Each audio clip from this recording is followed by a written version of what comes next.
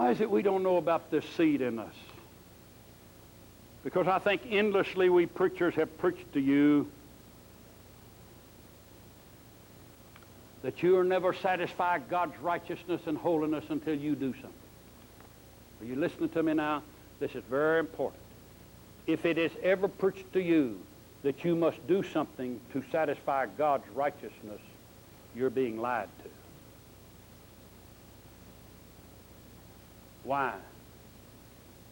Because there was only one that ever satisfied God's righteousness and His holiness. I used to preach that. I used to say, folks, you better measure up. You don't measure up, you're not going to be what you're supposed to be for God. And I was wrong. Because it isn't you and I that measures up. God finally put it all on Christ one day. It's Christ that had to measure up. It's Christ on that cross that measures up. It's Christ that bears the sin. You don't bear it. You don't bear sin. You'll pay a penalty. You'll suffer if you sin, but you don't bear it. Because God put it all on Jesus. That's the reason why we don't get our forgiveness right. God put it all on Him. Well now,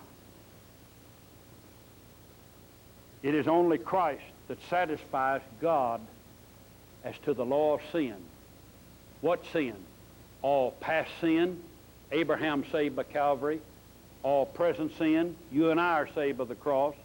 All future sin, sinners and you and I might commit, all future sin is satisfied at the cross. When you come to God for forgiveness of sin and say, God, I'm going to really do better now. I've straightened out, and I'm going to fix it so you'll be proud of me, and I'm not going to sin anymore. How do you think God feels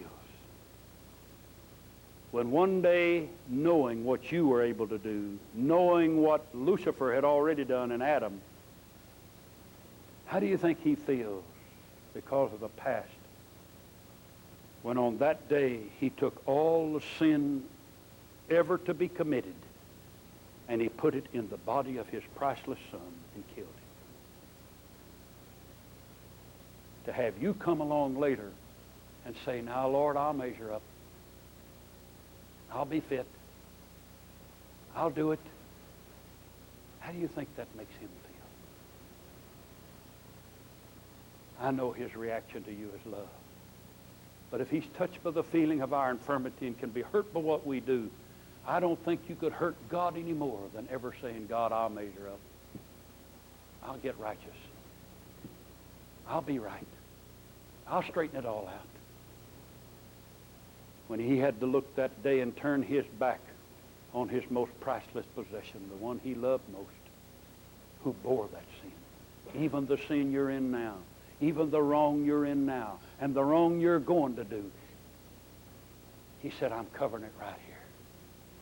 I'm taking care of it here. And He so much as says in this book, I never want to hear them say again, I quit it. I did it. I'm worthy. I'm righteous. I won't do it again. I'm able. I'll stand.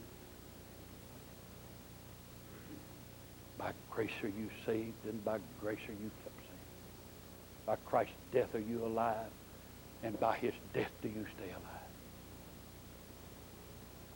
What is judicial forgiveness? Judicial forgiveness is where you believe on the Lord Jesus Christ and do nothing within yourself. What is fatherly deliverance? That's where we confess. If we confess our sin, He's a Father who faithfully and justly forgives us.